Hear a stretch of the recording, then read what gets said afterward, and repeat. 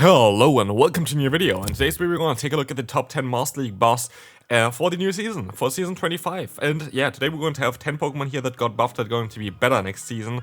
And yeah, Master League didn't get changed that much, but then again it did get changed quite a bit. It's a bit weird. Like basically the core meta, like one of them got nerfed with Palkia, didn't really make too much of a difference so far. And then there's Slazation around, but quite a lot of other Pokemon a little bit lower down kind of got buffed that kind of now more potential. You're gonna see it in the video anyway. So anyway, if you enjoy the videos, I would really appreciate it if you could leave a like on this video and subscribe, so the algorithm is going to work in my favor here as well, as we're gonna try to work in the favor of Kyogre. This Pokemon got access to the new move Avalanche on this Pokemon, giving it some other coverage that's not a water type. I guess it has Thunder as well. Still, it has what's called the Blizzard, so you had already had ice coverage previously, and if you really want to, you also have the option to go for a return if you want to purify one. Anyway, the thing is here, you finally get access to a cheaper move. Not cheaper than Surf, it's the same pacing as Surf basically, but you get a cheap move that is coverage, which is cool. So what I could see is happening as well is that Kyogre could have a lot of different kind of movesets.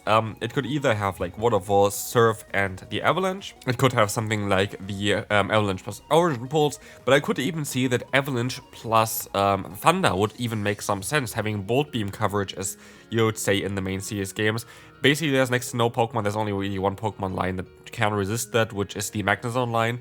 Anything else is going to be kind of weak to it, or at least takes neutral damage from one of those moves. So this could be an interesting shout as well for Kyogre, but like this with Origin Pulse on this Pokemon, Avalanche Origin Pulse makes the most amount of sense, gives it very much the same win rate as prior. Like it's honestly nearly the exact same things that's going to be happening here. The thing is, it's gonna give it a bit easier access to Dragon type Pokemon, answers basically. But the issue is with most of the Dragon type Pokemon, let's take a look at them. We have Palkia, we have Kyurem White, we have Kyurem Black, we have Dialga as like the main Dragon type Pokemon. What do they all have in common? A secondary typing that is going to be able to resist the ice typing. And that is going to be, of course, for Kyogre with Avalanche not as ideal. You're still going to hit something like a Zekrom at least for super effective damage, but that's basically it for like the Dragon. You're going to be able to at least still hit Yveltal for super effective damage, which is going to be later on this list as well, which is not too surprising with the direct buff. But yeah, Kyogre is going to be like this. It's going to be a bit better, but it's not going to be that groundbreaking. But Kartana, honestly, is a little bit misunderstood. Also from PvPoke, quite a bit misunderstood. Because rank 260, you might think, yeah, okay, I'm gonna turn off the video. That's gonna be it for this one.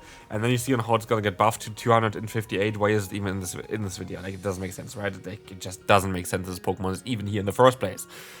But I wouldn't put it onto the list if I wouldn't have something to say towards it. This is the thing here for Kartana. They made a mistake with the moveset on PvPoke. This is definitely, by far, not the ideal moveset.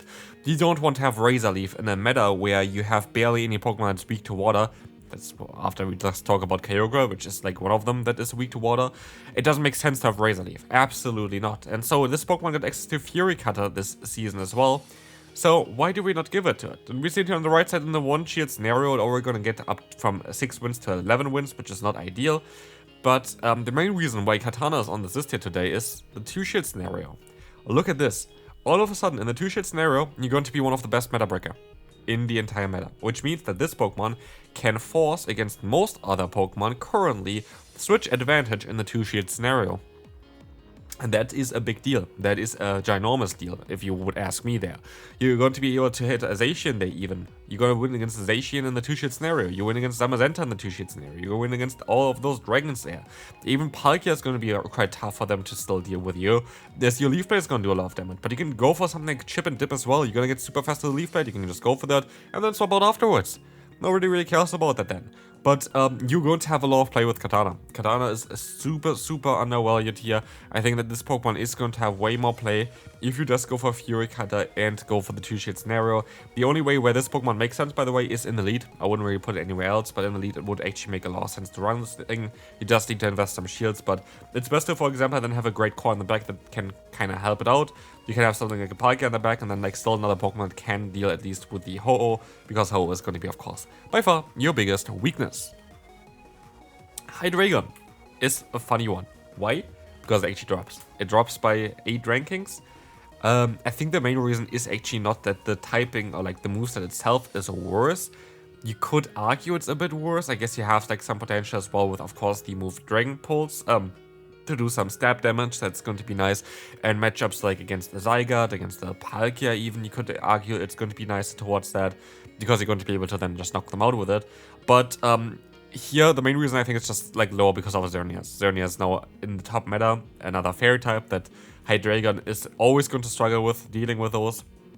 But even here, Fly is going to be the best way to answer still Xerneas.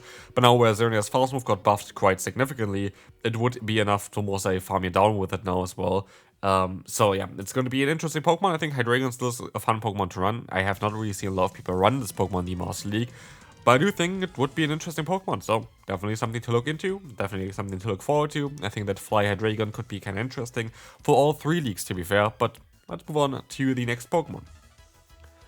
Which is going to be the Giratina Origin. This is interesting. This Pokemon got access to Shadow Ball and Shadow Ball is buffed, so that's gonna make a bit of a difference, but it's honestly... Giratina Origin just needs a cheaper move. Like, it just needs a cheaper move. If this Pokemon would get a nice cheap charge move, like 40 energy, 35 energy, even 45 energy would work out quite well with this thing. But right now you're in a very awkward spot with Giratina. Yes, the Shadow Ball buff helped you. Yes, the Shadow Ball buff let you go up 21 ranks. And yes, I've seen people actually run Giratina with success last season. But I think with Shadow Claw over the Dragon Tail, because it's going to allow you to have better matchups against Zacian. And also know Xerneas and also Metagross. But basically, I do feel like that Giratina maybe is going to be a bit better Shadow Claw, generally speaking. But it's there's a different Pokemon, let me tell you that. There's going to benefit a bit more from Shadow Ball. That's not going to be this one. But even though actually Tyranitar is benefiting from Shadow Ball, because a lot of Pokemon that are good for Tyranitar are going to be now buffed. But the thing is, for Tyranitar, this Pokemon got access to Dragon Breath. And Shadow Tyranitar with Dragon Breath is actually able to beat most of the current meta, which is hilarious. Look at this one. I have a Shadow one built already, so I can't wait to try this one out.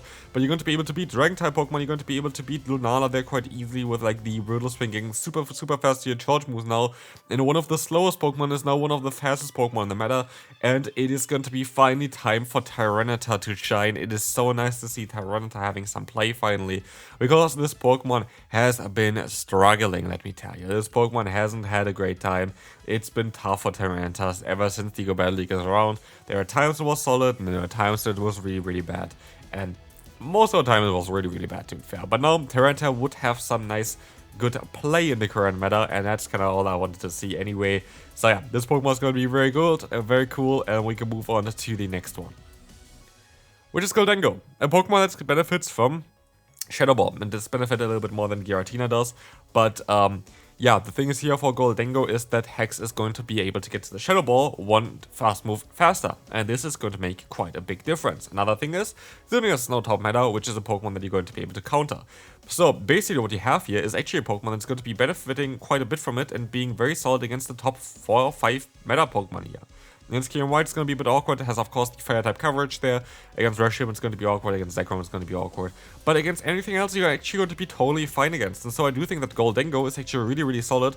Paired with some Fairy-type Pokemon, and this Pokemon should be able to sweep through some teams. And so, yeah, very solid buff here. 23 ranks up. It's a Pokemon that definitely benefits quite a bit from the Shadow Ball change. As Metagross is going to be next. This thing... it's definitely a little bit of a Pokemon that they paid more attention towards recently, because as we're gonna see as well, it's already actually really good in the current meta, which is kind of funny because of Shadow Claw. Shadow Claw got added, and I need a new Elite Fast TM. Can someone give me one? Because I have only a shitter version of Metagross built, and the normal one is apparently way better. But basically now Meteor Mash is going to be cheaper, which means you are going to be able to reach that one fast move earlier as well, which is really nice. After just 6 fast moves, you're going to be able to go for the Meteor Mash, and I think it's 665 in terms of the pacing as well, so you're even going to be able to get to your third one even faster to a stab move that is 100 damage and that does hit quite a bit of the meta. Like, even here Zacian is not going to really appreciate it, but generally speaking, this Pokemon is going to be amazing. And number 3 now for Metagross. And that's kind of cool because, again, this Pokemon was always kind of underwhelming, mainly because of pacing reasons. No, it's kind of there. Like, it was good at the beginning, not really of the Master League, but of the Master League Premier Cup, but then kind of disappeared everywhere, and now it's absolutely back, and that's kind of cool for Metagross. I like the changes towards it. It's subtle. It's not going to be like, yeah, I'm going to give it Psychic Fangs and call it a day, and we're going to destroy everything with it. but it got 2 new fast moves, it got a buff to one of your fast moves, it got a buff to the charge moves. It's kind of nice. Like, I really like what they did with Metagross, making it, like, slowly, step by step, even stronger, which is kind of cool. It's a nice Pokemon, a lot of people have it. Lowers the entrance barrier basically for the Master League, because you have now a non-legendary Pokemon that's honestly absolutely up there with the legendaries. And here's the Pokemon I wanted to mainly talk about towards the Shadow Ball change. Because Lunala is actually the Pokemon that is going to have the biggest benefit from it, as Lunala is going to be able here to, get to the moves faster, but also just generally going to be able to benefit quite a bit because it's already very good in the current meta. The thing is here, why Lunala is so strong is it's so neutral. It has amazing typing, it has, okay, not amazing typing, it has amazing stats is what I want to say. It has Moonblast's coverage for Dark type Pokemon, which is kind of nice as well in the case now of Yveltal emerging a little bit more. But basically, this thing is going to be absolutely fantastic, and it's going to be one of the safest Pokemon to run. So use an Elite, for example, and just try to align yourself with it. And you have now faster pacing with that Shadow Ball being cheaper, making Lunala actually a top tier Pokemon. Where are we going to be able to now take a look at Xerneas, a Pokemon that's currently ranked 41, was top meta for a long part actually of the Master League, and then kind of disappeared because other Pokemon were just faster, Zacian was introduced. But now, we are back, we are at number 4, and this is kind of cool, because now you more than double your win rate, which is kind of cool, as well as you are going to be able to, just have a way better average rating and just way more play even against some Dragon-type Pokemon, because now Geomancy does double the amount of damage compared to last season, and this is a big change, of course, and it's going to allow you to put some of the Dragon-type Pokemon into range where one Close Combat or one Moonblast is already enough to knock them out, and you don't have to go for 2. And this is the main reason why the ranking system changed so much, because the damage output of Geomancy now is going to allow you to have just easier matchups in a lot of cases where you have at least now Farm Down potential, which you never had previously, because Geomancy was great at generating energy, but it was never great at doing damage, and now it does damage as well, which is absolutely fantastic for Xerneas, making it a top tier Pokemon.